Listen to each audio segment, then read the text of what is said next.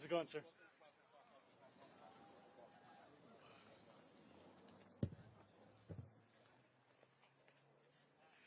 Thank you.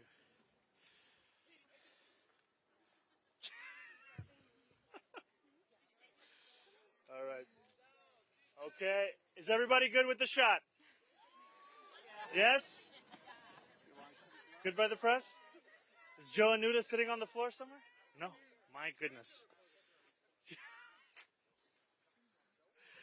Okay. Good afternoon, everyone.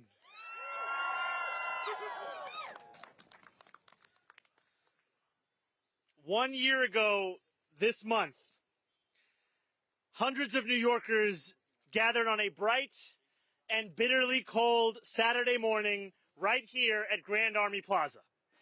It was 6 months before the Democratic primary for mayor. We were in the low single digits in the polls at best. Every ounce of conventional wisdom said that our campaign was not supposed to work. Surely there was a better way to spend a Saturday than knocking on doors, talking to strangers, and crossing the small but real distances that separate us from one another. And yet, New Yorkers showed up at a moment when so many people feel isolated from one another and distant from a political system that can feel closed or unresponsive. They made a deliberate choice, not to be bystanders, but to become participants. Their own politics and their own vision for New York City being the driving force behind what they were going to do. And that meant knocking on doors of people who lived just blocks away but whom they had never met. It meant asking questions instead of assuming answers. It meant listening instead of lecturing, finding common ground. And that experience taught us something simple and profound. Democracy works best when people are not treated as an audience, but as an active part of it. Governing demands the same. That is why we are here today. We are gathered at Grand Army Plaza, surrounded by powerful symbols of public life.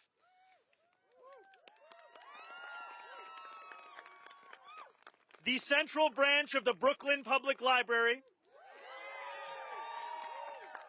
designed like an open book, a statement that knowledge should be shared and accessible to all.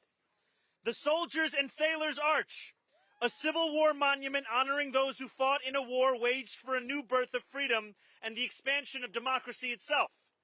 Prospect Park,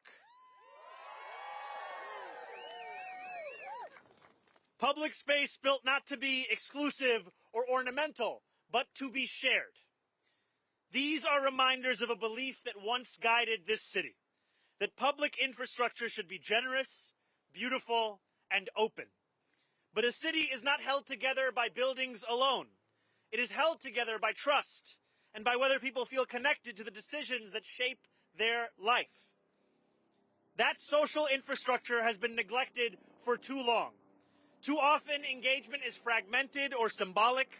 Too often, people are asked for input, but never see how it shapes outcomes. Today, that changes.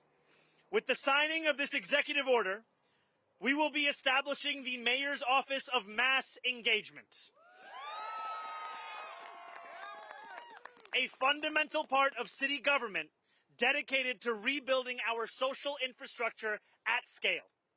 This office, combining and reorienting the existing Community Affairs Unit, Public Engagement Unit, and other initiatives, starts from a simple premise. Working New Yorkers know what they need to thrive. Our job is to make sure government listens, consistently and with real consequence. The Office of Mass Engagement will organize participation across this city, proactively reach those that have been excluded, and ensure that public feedback is embedded directly into how we design policies, deliver services, and make decisions. And to lead this work, I am proud to announce that Tasha Van Alen will serve as commissioner.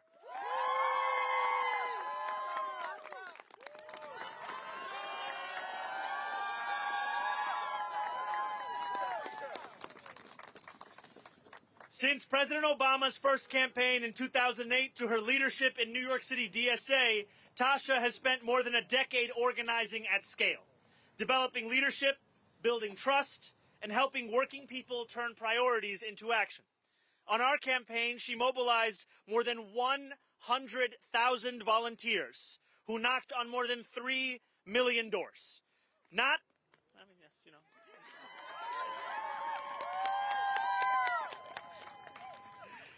just to win an election, but to build leadership and a real sense of community across this city. She also spent many years working at the Blue Man Group, which means she brings both organizing discipline and an unusual tolerance for chaos. The Office of Mass Engagement reflects how we intend to govern, with humility, openness, and a firm belief that democracy is strongest when it belongs to the people, not just in theory, but in practice. And we should be clear about how this work will be judged, not by how many meetings we hold or surveys we collect, but by whether people can see their voices reflected in the decisions that we make. Judge us by whether engagement changes outcomes. Just as past generations invested in the public spaces around us, this administration is investing in the civic fabric that holds our city together. And that same commitment to openness, participation, and rebuilding trust in our institutions guides how we approach every part of city government. That is why today I am also announcing that Ali Najmi will serve as chair of the Mayor's Advisory Committee on the Judiciary. Under Ali's leadership, this committee will take on a more public and engaged role, reaching beyond City Hall to the wider legal community, demystifying the judicial selection process, expanding who participates in shaping our courts, and ensuring that our city's judicial system applies the rule of law universally and does so without favor. This includes proactive engagement with legal services organizations, bar associations, and minority and affinity bars, with the goal of widening the pipeline and strengthening confidence in our judiciary. Ali is a civil rights and election attorney with deep experience in our local courts, a longtime bar association leader who has helped diversify the judiciary in Queens, and someone I've known and admired for more than a decade, as a friend, an attorney, and a leader in this city. Tasha Van Alen, Ali, welcome to a new era in our city. I look forward to building it with you together.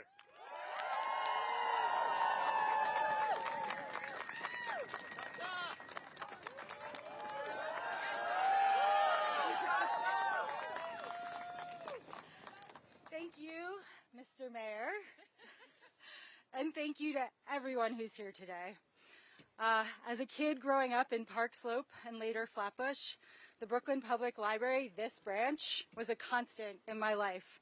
Its soaring facade and open entrance felt like an invitation, a promise that knowledge, curiosity, and possibility belonged to everyone.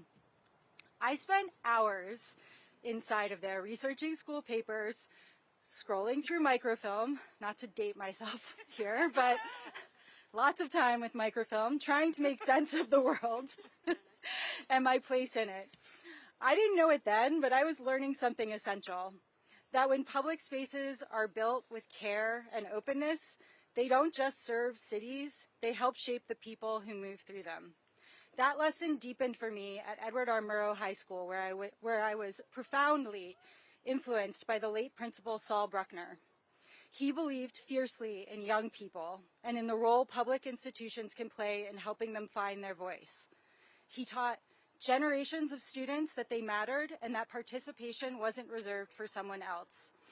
And yet, despite that early confidence, I spent many years trying to figure out how to engage politically in a way that felt meaningful, something that went beyond a one-off protest or a single campaign, but built power over time. That clarity started during the first presidential campaign of Barack Obama. It was there that I learned the transformative power of relationships, from learning alongside volunteer leaders to the simple but powerful act of canvassing a stranger. What I learned in 2008 stayed with me through organizing with the New York City Democratic Socialists of America and later and later serving in government as Chief of Staff to Assemblywoman Farah Souffrant-Forrest. I kept returning to the same question. How do we build participation that lasts, where people don't just show up once, but develop the confidence and the relationships to shape real outcomes? That question came into sharp focus this past year. In Mayor Mamdani's campaign, more than 100,000 volunteers knocked on over more than 3 million doors across the city. But those aren't abstract numbers. They represent millions of conversations between neighbors who might never otherwise have met. They represent relationships built, confidence gained, and civic capacity that will last beyond any single campaign. Many of those incredible volunteers and organizers are standing with us today and everywhere. You all changed New York City, and I'm so grateful to you. At a time when so many people feel cynical, overwhelmed, or isolated, often alone with their phones, we found a way back to one another. Some of the most meaningful moments for me were when somebody would say, "I never thought of myself as political," and then describe the community and purpose that they found through this work. In many cases, it didn't just change how they saw politics, it changed how they saw themselves. That is what brings me to this role and to the work of the Office of Mass Engagement. The Office of Mass Engagement is about taking that ethos and making it part of how government works. It brings together public engagement efforts that have too often been siloed, streamlining them under a single coordinated office with the responsibility to make engagement meaningful across City Hall. It's about organizing participation at scale, strengthening feedback loops so public input shapes policy, and building the relationships and systems, human and digital, that make long-term co-governance possible. As Commissioner, my commitment is simple and serious: to help build a government that works for all New Yorkers, invites them in, and treats their participation as consequential. A government that doesn't just ask for input, but acts on it, and one that helps New Yorkers see themselves not as spectators, but as co-creators of our shared future. I'm deeply honored to take on this responsibility. And I'm excited to build this work alongside the mayor, our partner agency, and most importantly, the people of this city. Thank you.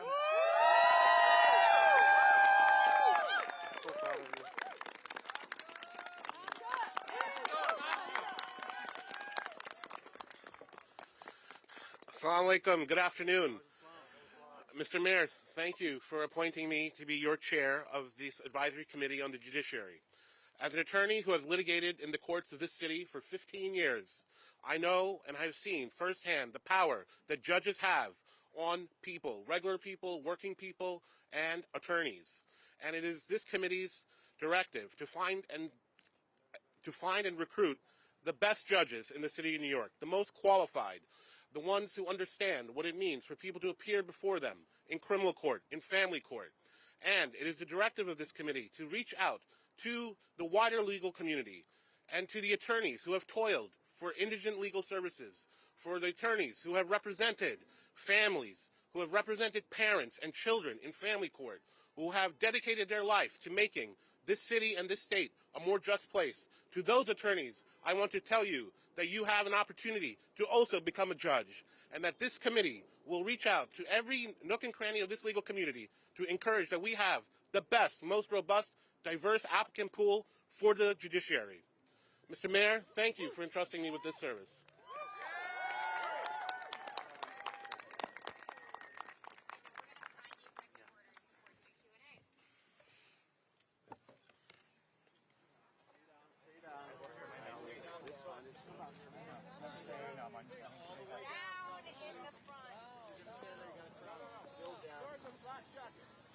All right, guys, get down. Everybody gets the shot.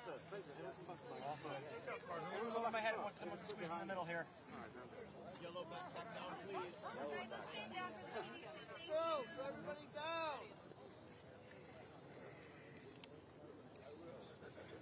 Down. Still.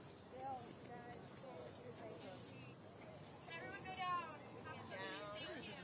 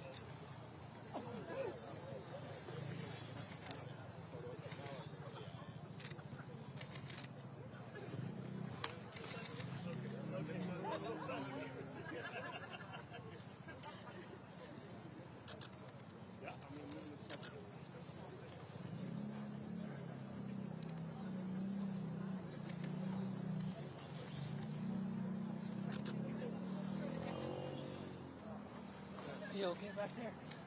Yeah. Matt, you want me to move back? Matt, talk to me.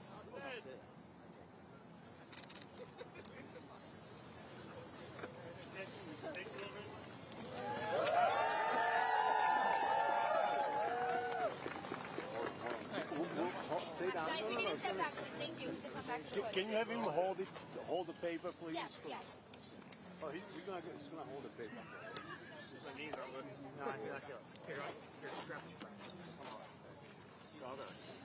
And let's just do one still picture in the middle if possible. Can you hold the legislation? One still Mayor, picture. can you hold the legislation? Thank you. Oh, boy. Here we go. One display, please. Everybody, here we go, guys. Down the middle, please. Thank you so much. Thank you. Middle. 4 TVs in the back. Great, thank you guys. All right, now we're going to take questions. You can take 10 steps back, please. Thank you. Back, everyone, please. Back, back. Behind your Back stances. to your back, too. Get back. Don't sit on him. Handicap. I'm sitting. Give me a second. I'm an old man. We'll start with about the two officers. All right, just before we start on topics, if we can have one last round of applause for Tasha Van Alen and Ali Najmi.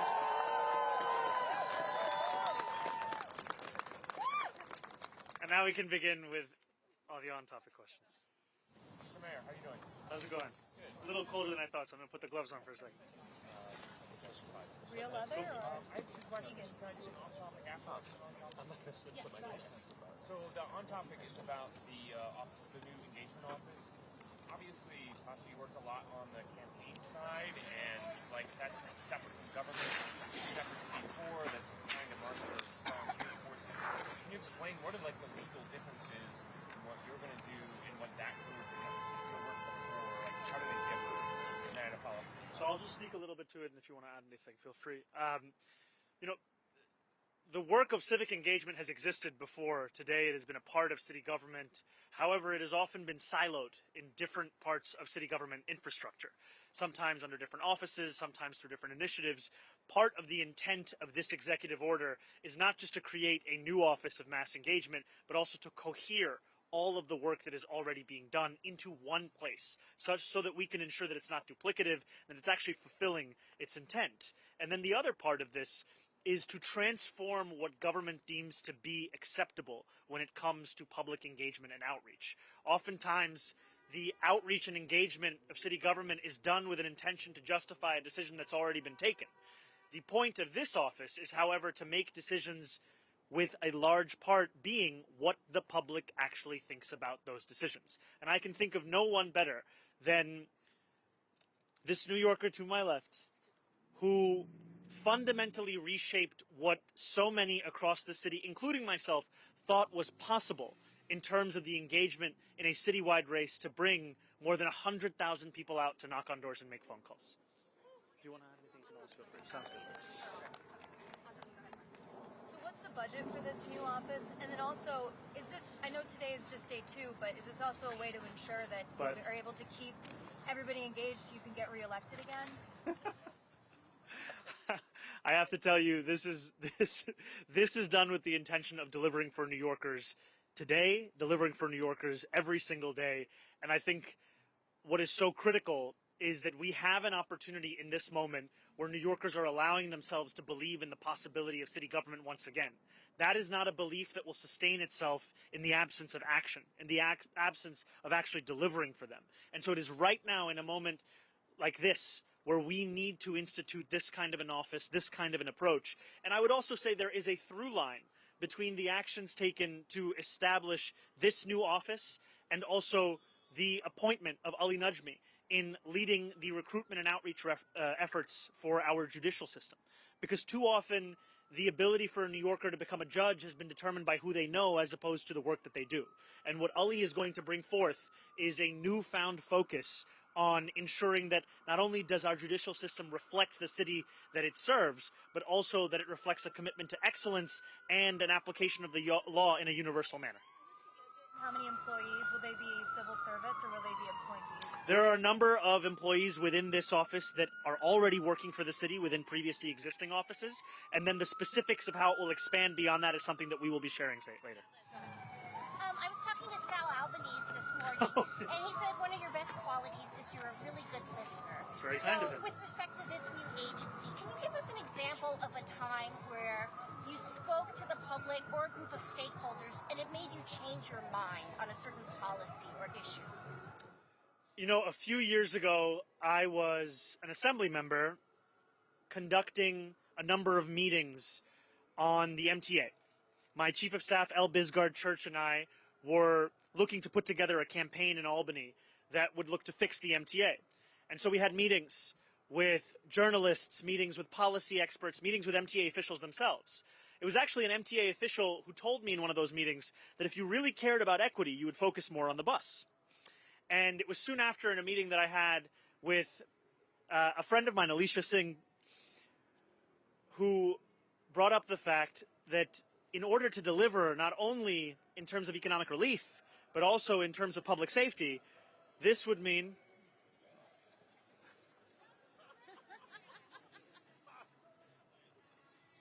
it's a pretty good song. This would mean also making buses free.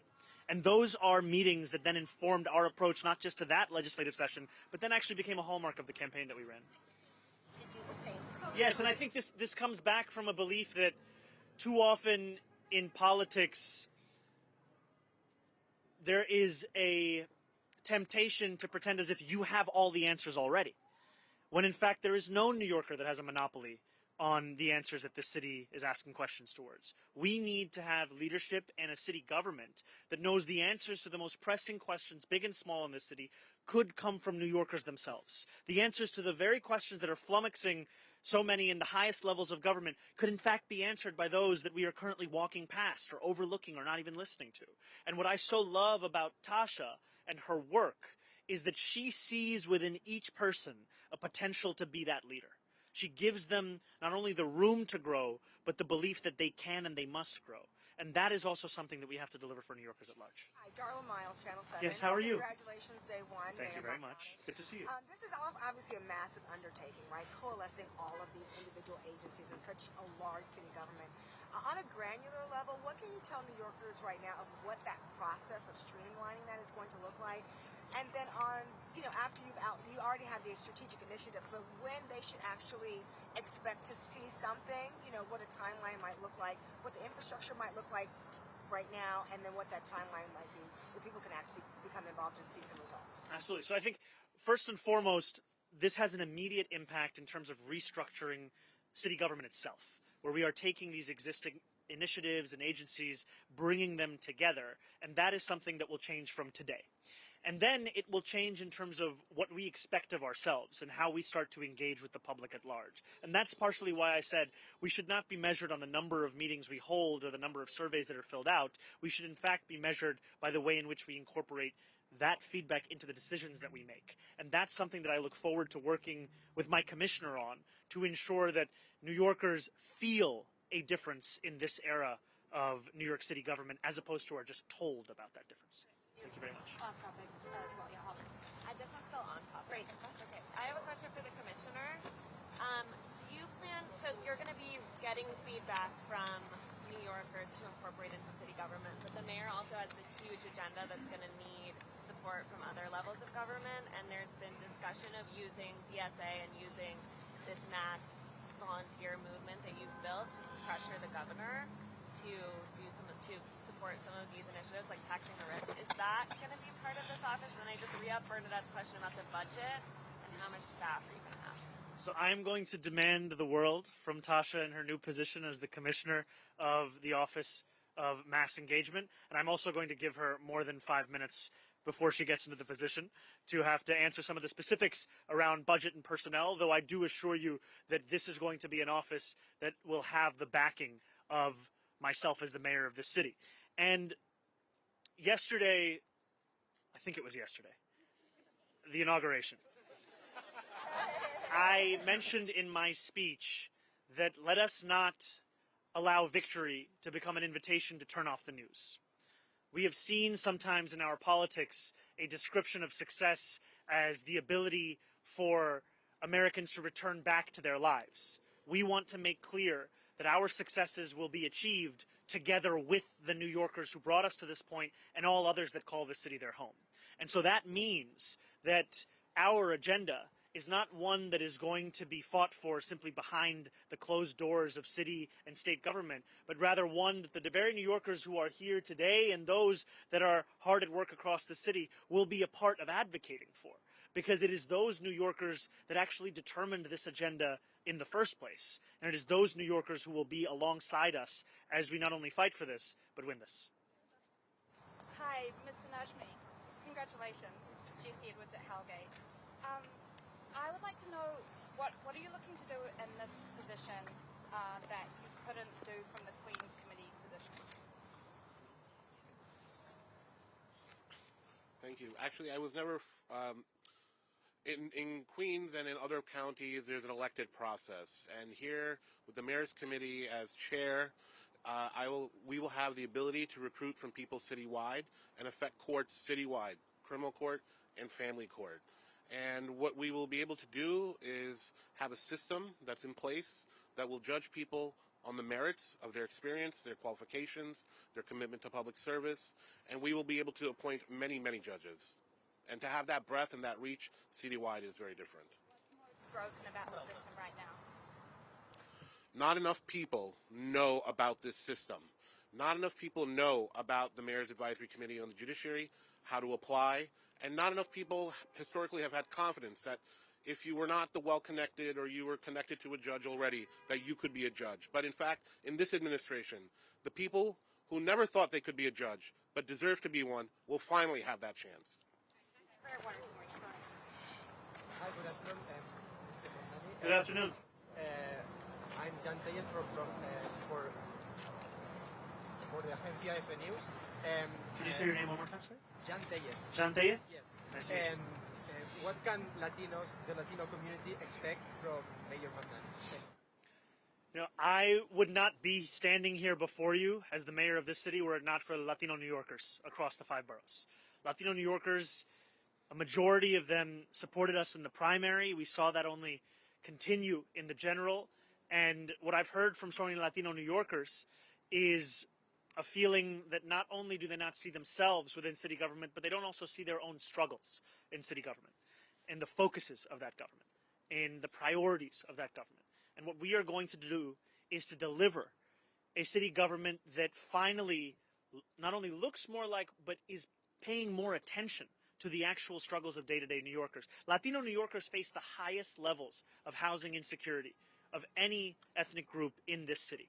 When we are talking about the affordability crisis, it is hitting Latino New Yorkers at a disproportionate rate. And so when we talk about the necessity of freezing the rent for more than 2 million rent-stabilized tenants, when we talk about the urgency of making the slowest buses in America fast and free, and when we talk about the importance of transforming what is currently a $22,500 a year expense to send a child to childcare, that is going to be critical in ensuring Latino New Yorkers can stay in this city. Because I have heard from far too many who still call themselves, they are Latino, they still call themselves New Yorkers, but they actually live in Pennsylvania now. They live in New Jersey now. And that is because we have pushed them out of the city. It's time for us to actually not only keep New Yorkers here, but start to make those who left feel like they can actually come home. Okay, good luck. Can I ask a two-part question in a brief follow-up? Yes.